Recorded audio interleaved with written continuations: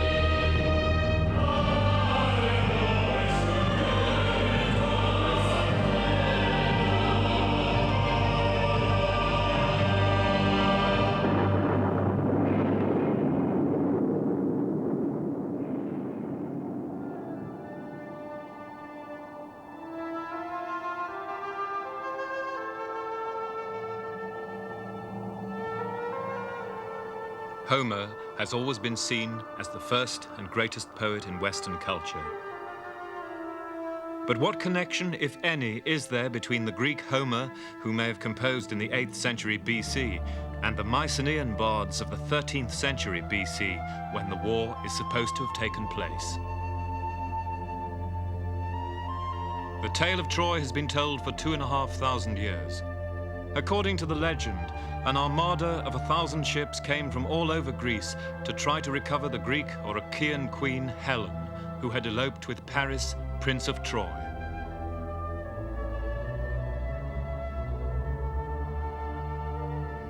The contingents gathered at Aulis in central Greece.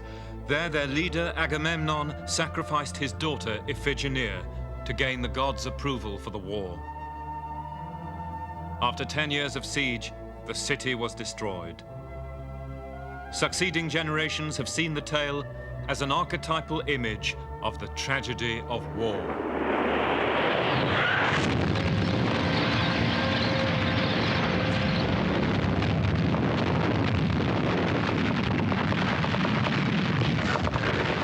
Homer's heroes fought with bronze weapons, but his portrayal of the common sufferings of victors and vanquished is universal. It came to mind to one man even in the Western desert, General Sir John Hackett. It's a story about the sort of people I know. Doesn't matter where they are, what their nationality is, what environment. These are fighting people, and they share a lot of the characteristics of people that I've known in circumstances which, to me, are not by any means unfamiliar. Does this suggest to you that the facts of the story of Troy, as told by Homer, are a mere story? Could they actually reflect military reality? Oh, I think so. I remember outside Mercier-Trou, when there'd been a battle all day, and there'd be a battle in the morning, and in this short night, there we were, and German flares were going up practically all around us, and we were eating a little, talking a little, sleeping hardly at all, and waiting for the morning. Now, there's that story about how the campfires with the Achaeans and the Trojans, like stars on a still night, twinkled at each other out of the gloom while the men around them waited for the battle that would begin in the morning. And I couldn't help asking myself whether the thoughts and feelings that were in these men's hearts and minds were very different from those that on that occasion outside Mercian I knew were in our own.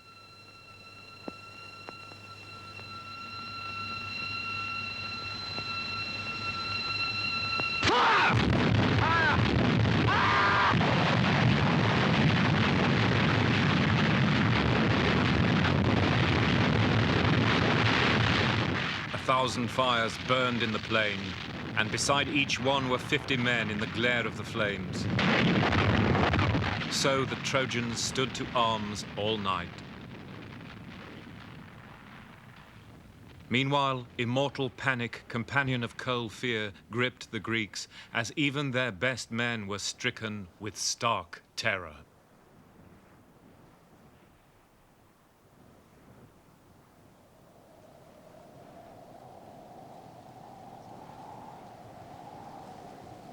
We begin with Troy itself. Archaeologists have proved there was an imposing citadel exactly where Homer's tale says, at the mouth of the Dardanelles. A royal fortress with well-built gates and towers. Finds of pottery show it had trading relations with Agamemnon's Mycenae. But that doesn't prove Homer's tale is true. Is there anything in Homer's language which can tell us whether his story actually goes back 500 years before his day? We'll start with the text, the one we saw coming hot foot off the press. This is translated from modern printed texts, and they go back to this great book, the original printed edition of Homer's Iliad, done in Florence in 1488, and what a wonderful piece of bookmaking it is. The Greek scholars who constructed this text used medieval manuscripts. Behind those medieval manuscripts lie Roman papyruses, preserved in fragments in the sands of Egypt. But this written tradition only takes us back about as far as 550 BC. In other words, 700 years after the Trojan War, and perhaps 200 years after Homer's own time. There's a problem then. Did Homer, whoever he was, actually write this poem? Well, the opinion in Roman times was that he didn't, and that the poem had been preserved orally for a long time before it was committed to writing. And if that's the case, then this text that we know as a book is actually the record of an oral performance about 2.5 millennia old. But the question was how to prove it. The text of Homer contains features that aren't really explicable if it was written down. And chief among them are the repetitions. The text is full of repeated lines, phrases, and even whole chunks. And among them, one special feature, and that is what we call the formulas, the descriptive tags or epithets applied to the heroes. Swift-running Achilles, Hector of the bright helmet. We can just make out one of them here on the papyrus. Dios Odysseus, brilliant Odysseus, and just higher up here, great-hearted Odysseus. An even more interesting group of epithets is applied by Homer to Troy itself, which he calls well-built, finely towered, beetling, windy, and bearing many horses. Now, has Homer made up those descriptions, or do they go back long before his time, perhaps even to before the end of the Bronze Age? To answer that, we need to know more about Homer himself.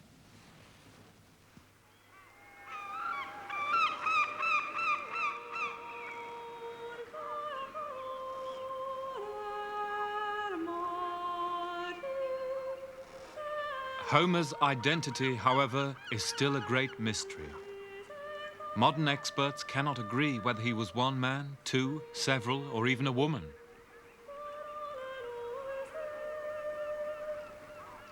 The ancients believed that he was one man, whose name mysteriously means the hostage.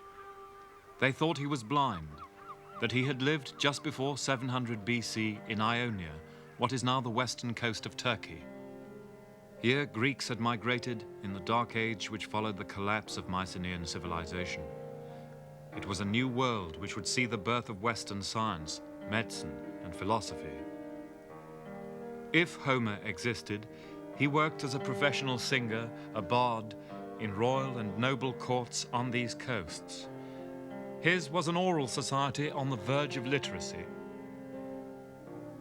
The ancients assumed he had written his text. Modern scholars think that the Iliad was committed to writing in the century or so after his death, but that Homer himself was working in a fully oral tradition. But what does that mean?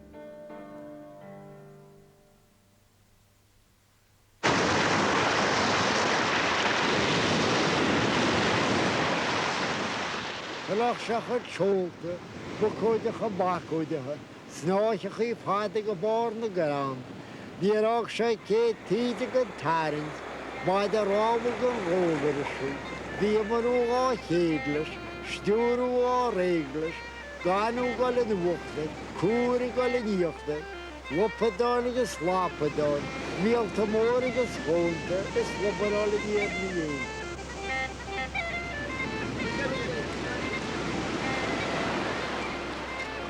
Kilgalligan, on the Atlantic coast of County Mayo, Ireland. Here the oral tradition has lingered on. The last performer of epics the length of the Iliad died only 40 years ago, but there are still storytellers reciting tales of heroic deeds in heroic language.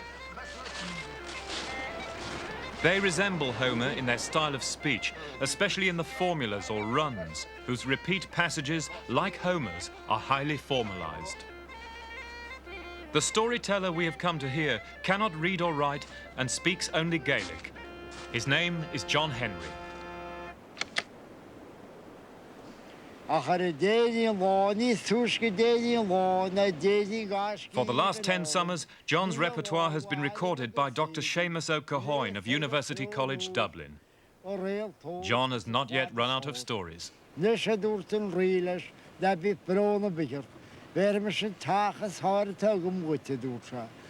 first sheets in the stable, Martin was attached.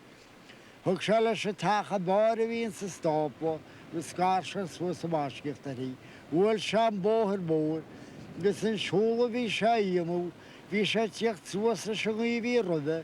Was a rivi ni near shit yak zuasless. Yagra junagus jaimul latia. Wool Martin of him la cram. Was a shak multivated la mihosu.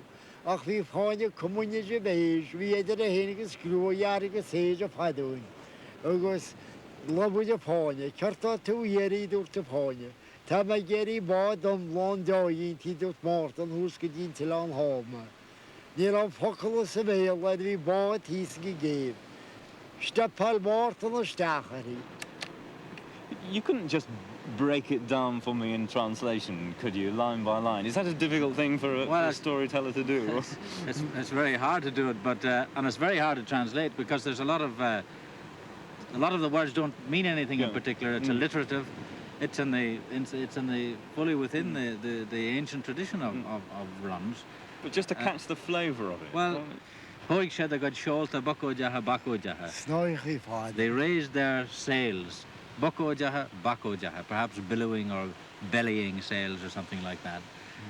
Snaichi fada go barna gran. Long threads or ropes to the tops of the masts. John. 200 rowing. 12 on the steering.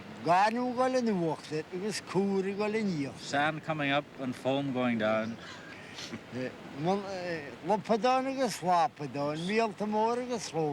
Splish, splash, lopadanagus, lapadan. Whales and seals swimming along behind. In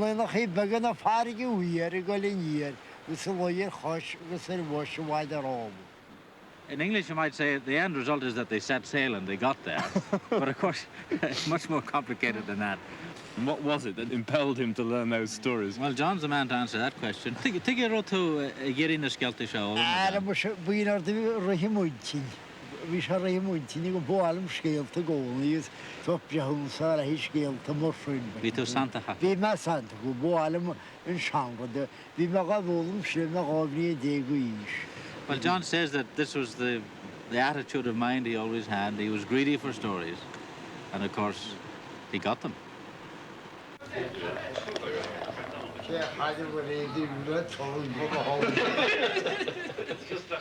Now, no one in Kilgalligan is learning the tales from John. to pass them on as he did.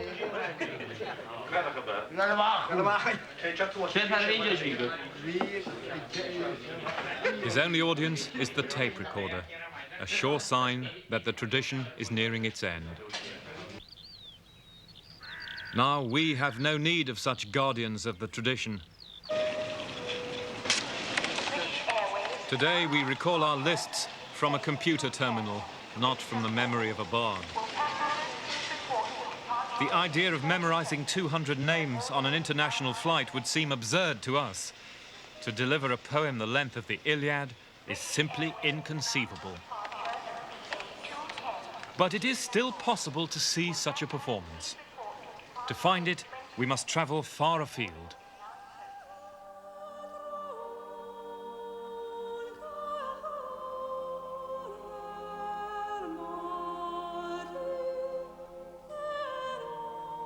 This is the barren landscape of Turkish Armenia, within sight of the Soviet border, over 1,000 miles from Homer's wine-dark Aegean. To these lands, the Turks migrated from the Central Asian steppe in the 11th century AD, bringing their ancient traditions with them. In the town of Kars, they still survive.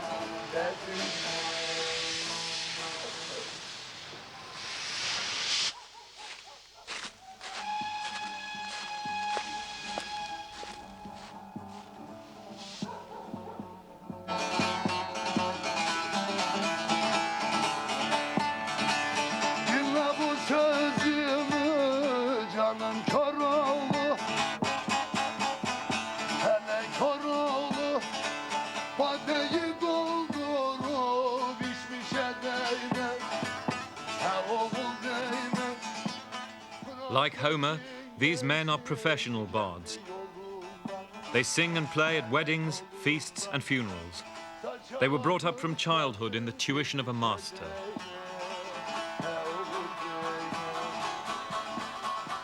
This man, Sheriff Tashliova, was given away at 7 years because even then it was seen he had the bardic gift. He is now a master.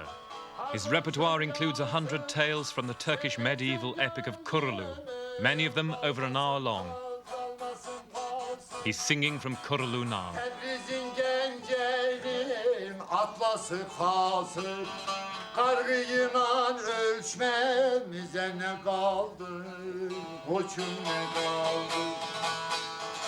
Here in Kars, the audience sat for 3 hours, as long as we might sit in a cinema, thrilled by the playing and by the pathos of the singing.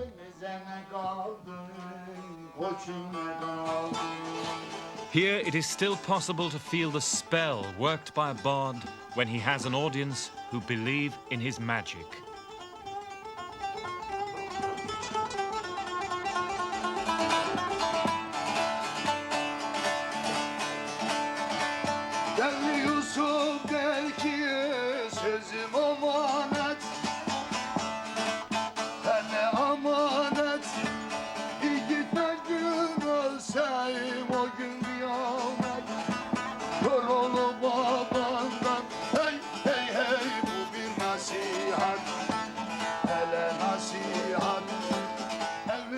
However distantly, Homer did something like this 2,500 years ago when he sang the tale of Troy.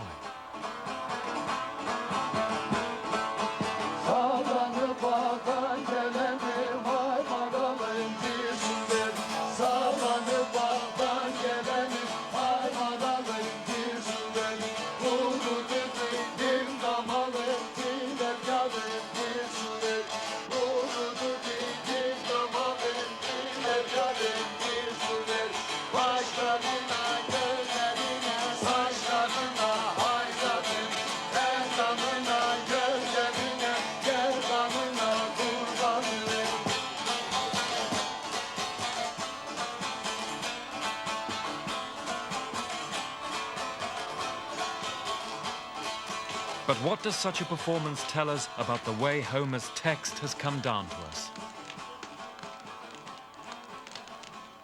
In Homer's Odyssey, King Odysseus praises the bard Demodocus for his wonderful performance of the tale of Troy. You sing it, he says, as if you were there yourself, or as if you spoke to someone who was. And now we've been to Ireland and Turkey, we can gain some idea of how bards achieve that kind of effect.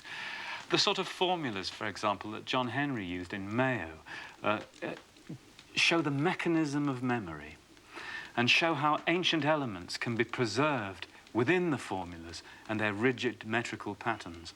And in Turkey, the great length of the Kurulu epic and its archaic medieval language shows how poems of this immense length can be memorized and orally transmitted by a single man, a professional.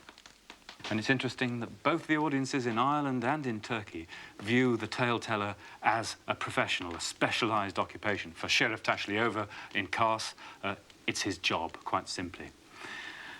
But we have to ask whether that tale actually goes back to the Bronze Age.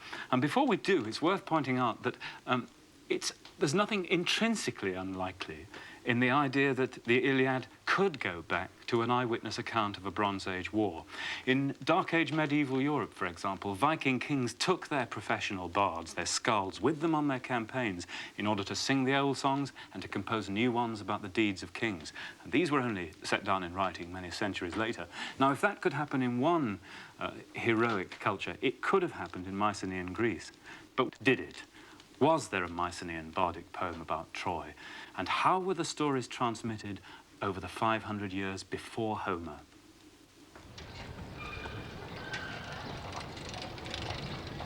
Such questions are now at the center of the academic industry spawned by Homer. At Cambridge, Dr. John Chadwick, an expert in Bronze Age Greek, is especially interested in the problem of the transmission of the tales before Homer. I think they are transmitted by being taught from one generation to the next. In each generation, there are people who devote themselves to learning these stories. I don't think they transmit them exactly and purely accurately.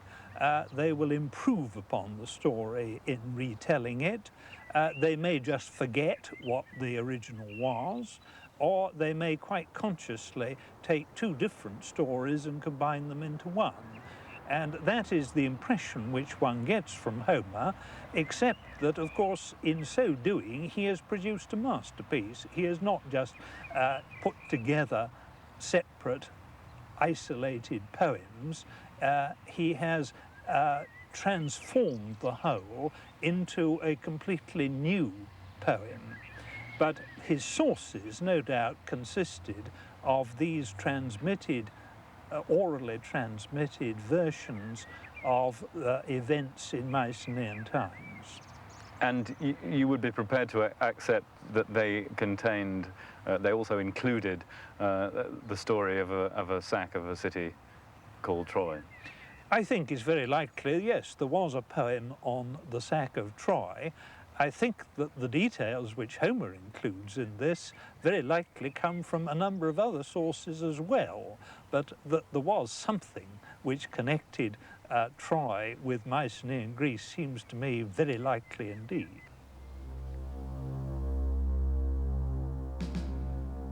But what was that connection? Why did Greek tradition focus its most heroic legend and an armada of 1,000 ships on this tiny place?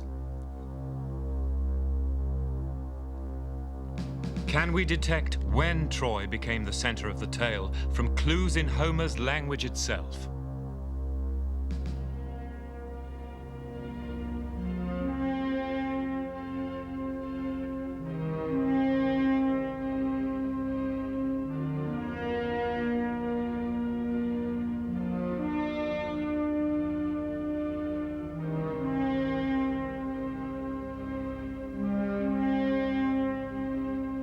The description of Troy in the Iliad certainly suggests that bards of Homer's day knew what the site of the city looked like.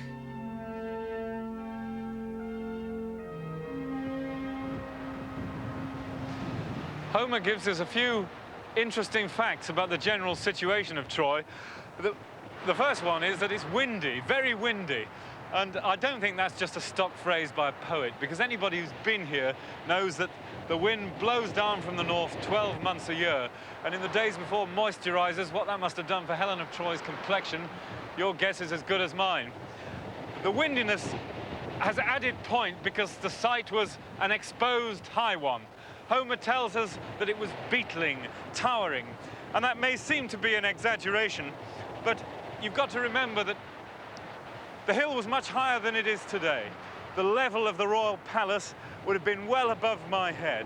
Its classical builders have cut the top away, Schliemann's excavations have pushed the side out, and you've got to imagine the hill being much more compact and steep. So this was a tall headland exposed to the blasts of wind from the north. But that doubtless was true in Homer's own day too. Does Homer know what Troy looked like in the Bronze Age? Here, there has been a dramatic new discovery. Soil cores taken in the plain show that at the time of the Trojan War, the city stood above a great bay, which silted up during classical times. This could be reflected in Homer's description of sailing from the Dardanelles inside Ilios, and when he tells of the wide bay of the sea in front of Troy. But that was still true in Homer's time. Is there anything in his picture of the city itself which could go back to the time of the Trojan War? 3 of his phrases suggest the handing down of a genuine bardic memory of a late Bronze Age Troy. First, Homer tells of the great or sacred tower of Holy Ilios by the main gate of the city. Here, Hector's wife Andromache ran like a mad woman because she had heard the Trojans were losing. Now, at the main gate of the city, there was a tower enclosing an altar and fronted by pedestals for the idols of the Trojan gods. Is Homer's great tower of Holy Ilios a genuine memory of the gate tower of Bronze Age Troy?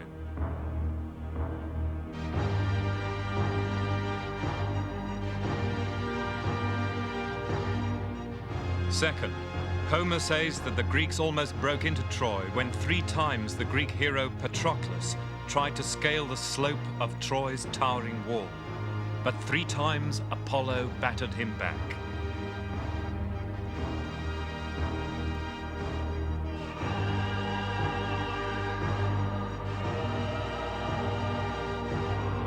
The walls of the historical Troy do have a distinctive angle, but in Homer's own time, they were buried in debris.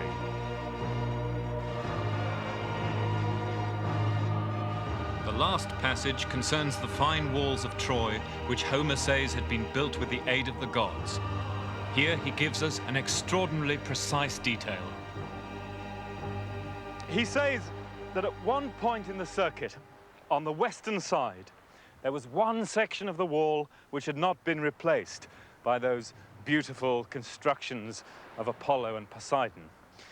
That on the western side, there was a badly built, weak wall, part of the older circuit, and that was where the goddess Athena told the Greeks to attack Troy.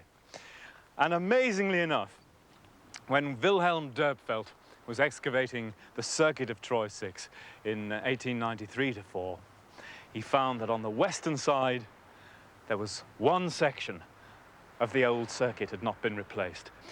Now, Homer cannot possibly have seen this. He was composing 500 years on when this whole section was under mounds of debris. And that suggests that he is incorporating a genuine bardic memory of this place from the Bronze Age. And that raises the question, is Homer talking about a real war?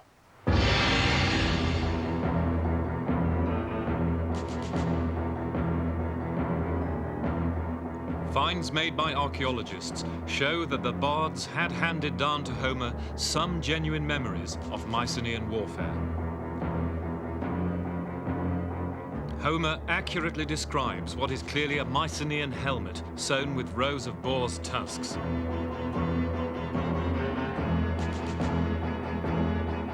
Though he lived in the Iron Age, everywhere in the Iliad, Homer assumes that the weapons and armor of the heroes are of bronze.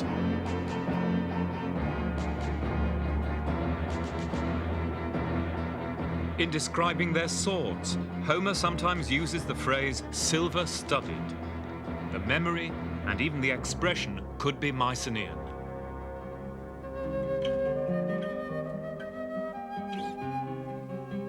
The bards then did hand down to Homer some genuine memories of the heavily armed Mycenaean warrior class, Bronze Age knights in armor.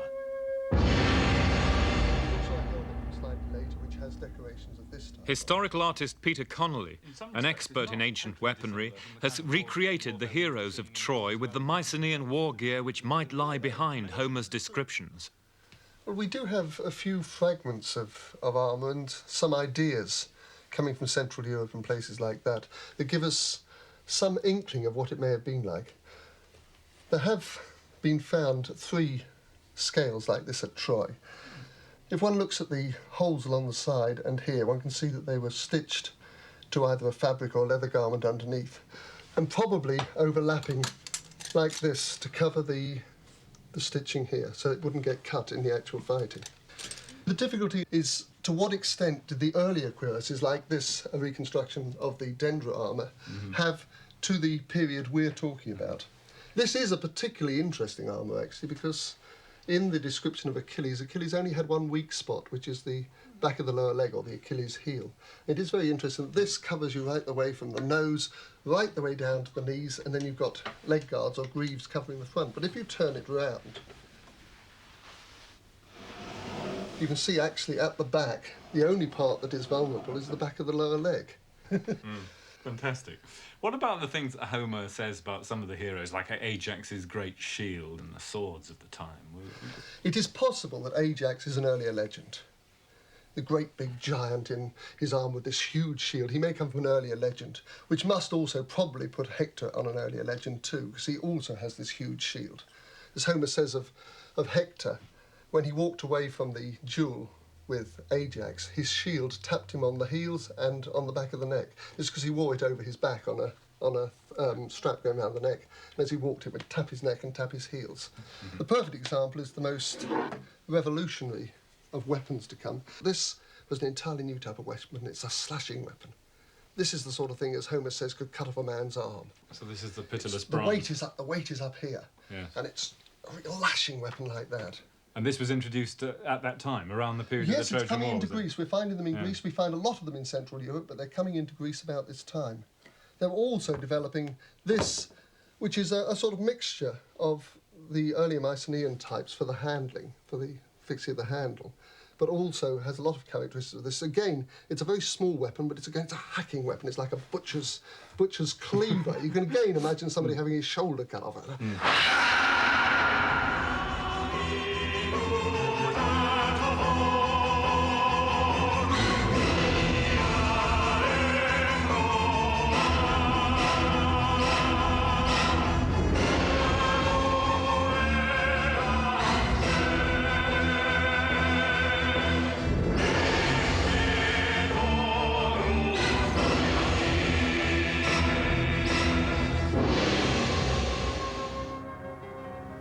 The Iliad then has many layers, some even older than the Trojan War, but some tiny trace elements seem to go back to a Mycenaean war poem.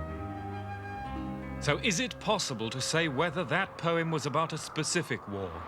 That is, a war fought by Greeks in the plain of Troy.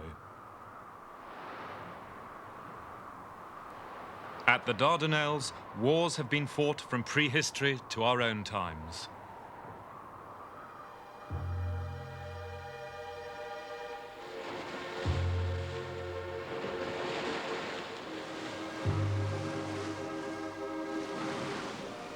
The irony was not lost on those Homer lovers who died in sight of Troy in 1915.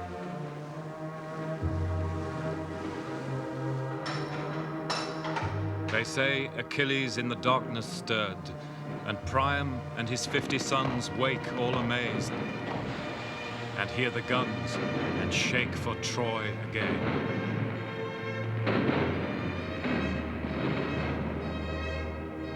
This is Cape Helles by the Dardanelles, opposite Troy.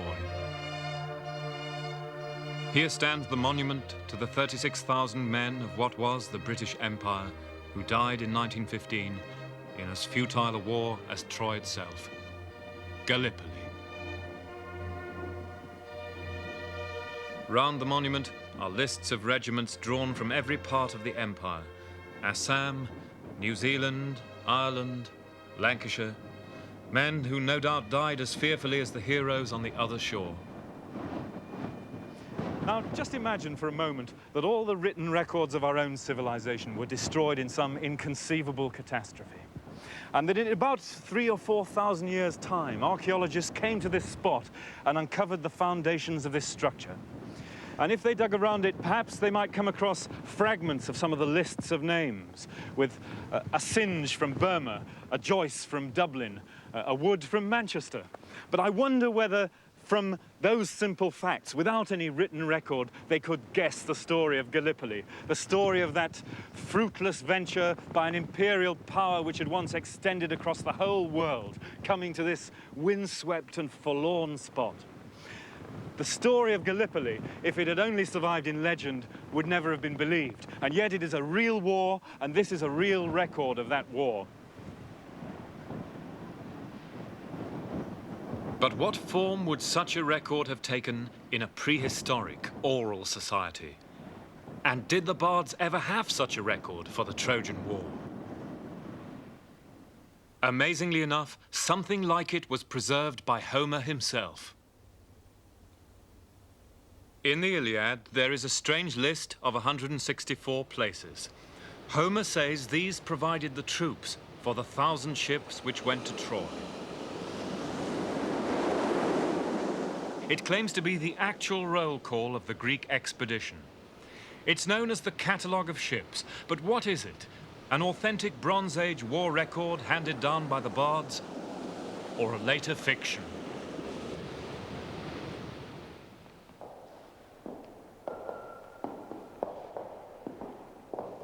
Geoffrey Kirk, formerly Regius Professor of Greek at Cambridge. Many of the places mentioned were known in the Mycenaean Age and ceased to be of any importance whatever afterwards. It's obviously based on perhaps a poem, perhaps a prose listing of the ships as they assembled at Aulis to go over the Aegean to Troy. Could you bear to let me hear some of it? We have the Codex Mori open at the entry of Argos and Mycenae, both of which are interesting. Hoide Argosti echon tirunthati techio esan, Hermionein asinein tibethiun catacolponicusas, Troidzain eonasti, kai ampaloent epidauron, Hoitiechon Aegean, Marsitate, Kuroia Chion, Tone diauth hegemonon de boe nagathos Diomedes. Of them, Diomedes, good at the war cry, was leader. And then it goes on to say that yes, with them there came 80 black ships, Toisid ham ogdo conta Melainai nees heponto. I think myself that it's got a good deal of Mycenaean content, but it also certainly has some Dark Age content. Like everything in Homer, it's a mixture of the very archaic, i.e. the Mycenaean, the contemporary with the Trojan War, the views of Homer's own time in the 8th century BC and shortly before that, and the whole period in between those two extremities. And the problem's detecting which bit's which. Exactly. And that, for Homer lovers, is the $64,000 question. There's only one way to find the answer. Go and look.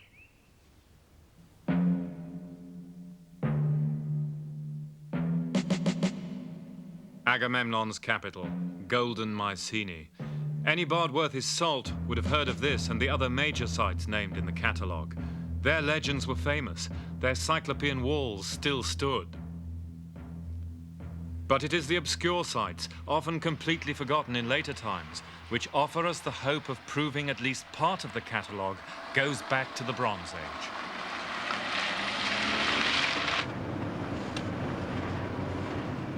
The search takes you far off the beaten track. Take the delightfully named Thisbe of the Many Pigeons, which Homer says was one of 60 places in central Greece which sent their men to Troy in 50 black ships.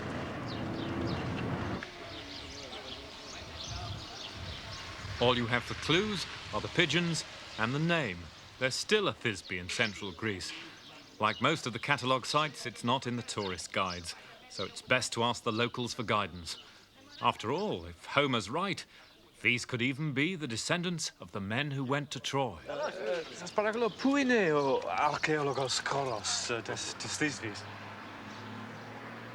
The trouble is, there's so much history to choose from that the Bronze Age is not what immediately springs to mind.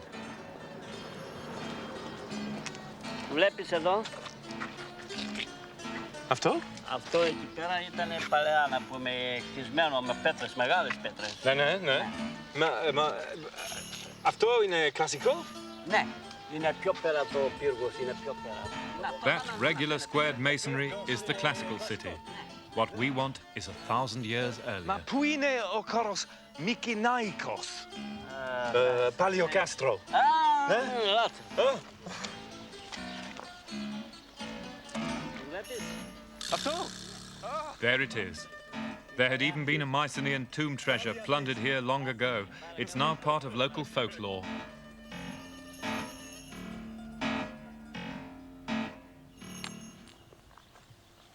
On top, typical Cyclopean walls and a scatter of Mycenaean pottery. Thisbe of the Many Pigeons was real enough. One up to Homer. Pity about the pigeons.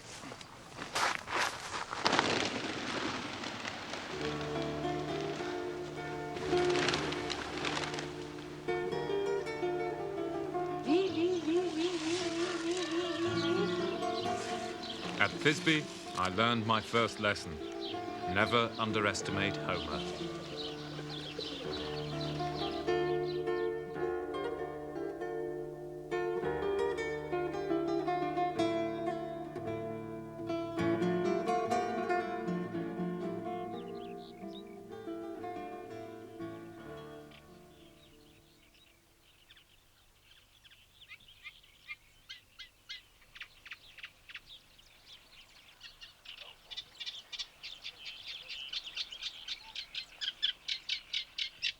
Dawn in the Euphrates estuary on the south coast of Menelaus' kingdom of Sparta. Somewhere here, says the catalogue, lay the seaward city of Hellas, which sent men to Troy in the 60 ships of the Spartan contingent. Now, the plain hereabouts is still called Hellas, but the search is complicated by the fact that the sea has receded some miles. After the pigeons of Thisbe, however, the past, even the Bronze Age past, had started to come alive. It's easy as you approach it through this flat country with these reeds and marshes, the bumpy road, the seabirds, to imagine Paris himself, perhaps, approaching it by sea, because this was the main Mycenaean port of the Gulf of Hellas. As you approach it, you can see this little limestone cliff rising above the plain about 70 or 80 feet. What was, in fact, a low promontory in Mycenaean times. It's called Agios Stephanos.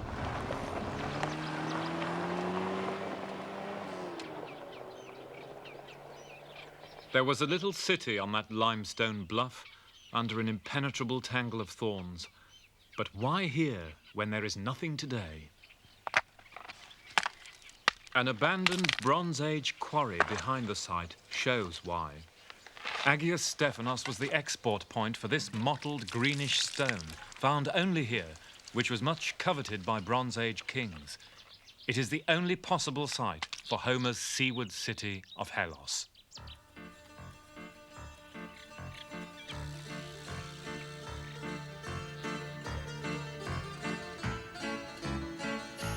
Homer's catalogue of ships says that Agamemnon took troops to Troy not only from mainland Greece, but from many islands, including Crete.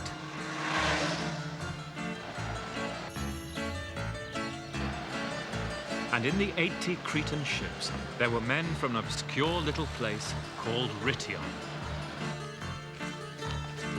Here we have no clues, only the name, perhaps partly preserved in today's village name, Rotasi. Here, there is an unexcavated Acropolis-like hill with a scatter of pottery sherds going back deep into prehistory. The locals must think I'm crazy. Kirite.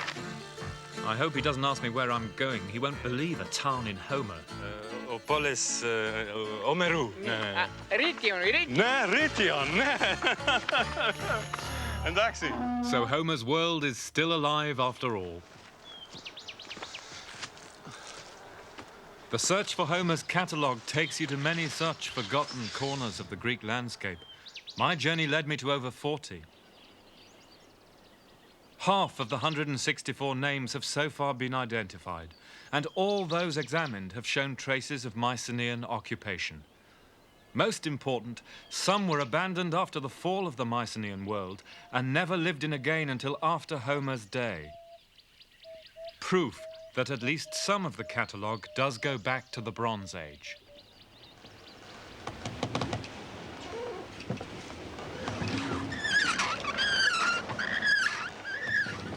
Exactly why the catalogue was compiled, we may never know for sure, but it remains possible that it is connected with a real event.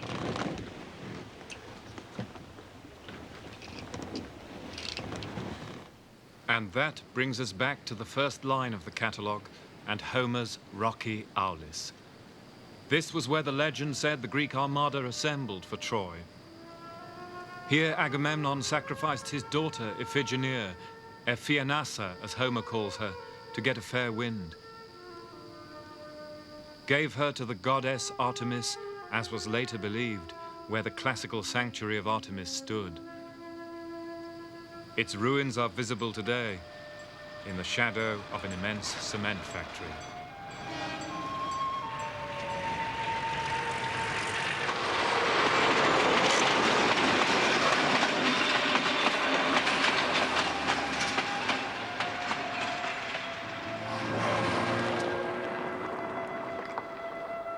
Over the railway, you enter a strange deserted valley, barren and sinister. Almost a taboo place.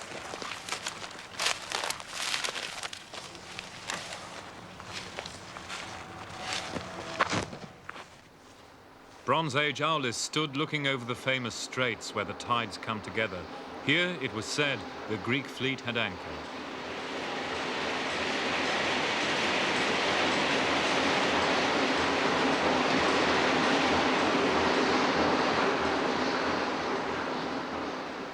Above the little bay is a rocky acropolis, where the familiar broken sherds of Mycenaean pottery have been found, although all is now blanketed by concrete dust. Chamber tombs of the Mycenaean period were found down there when the concrete works was being built, and there's also traces of Mycenaean settlement in the low ground around the sanctuary. So this part of the catalogue and the story does fit with archaeology. And if the Greek chiefs did indeed meet here in Mycenaean Aulis before they set sail, then it may have been on this Acropolis that they held their last night celebrations, although celebrations blood-dimmed by the events which took place down there in the sanctuary of Artemis.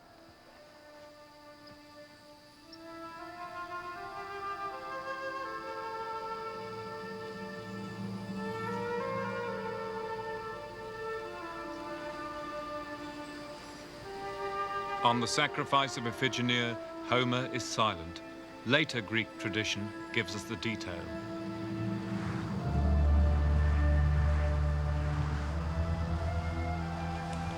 In Aulis they waited while the winds brought costly delay. Hulls and cables rotting, wasting away the flower of the Greeks.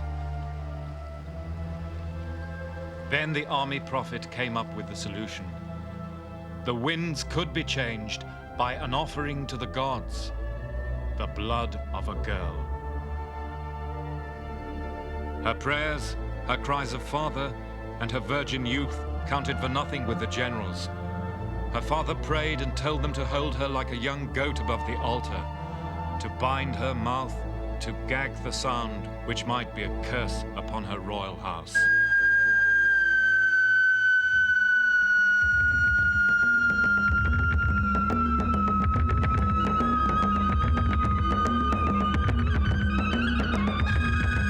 Agamemnon brought himself to sacrifice his daughter, to sponsor a war for a faithless woman.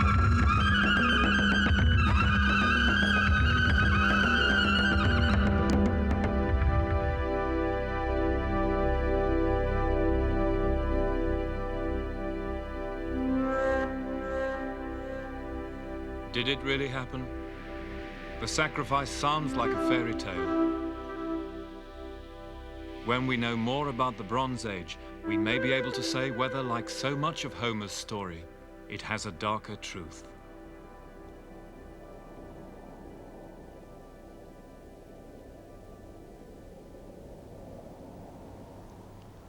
In conclusion, Homer stands at the end of an oral tradition which must take the story far back before him.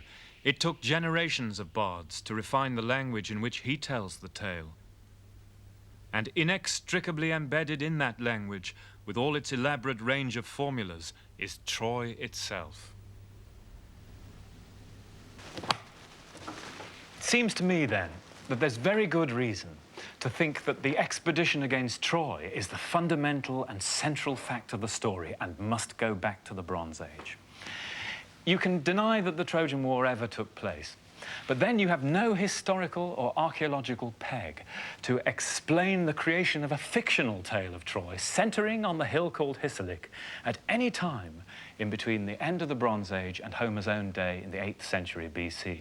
And to me, that is a fatal objection to those who would deny that the Trojan War ever took place. An overgrown and deserted ruin in a sparsely populated corner of northwestern Anatolia is hardly likely to be picked out as the scene of the Greeks' national epic unless at some point in the past it really had been the focus of warlike deeds so memorable that ever after they were celebrated by the bards in song.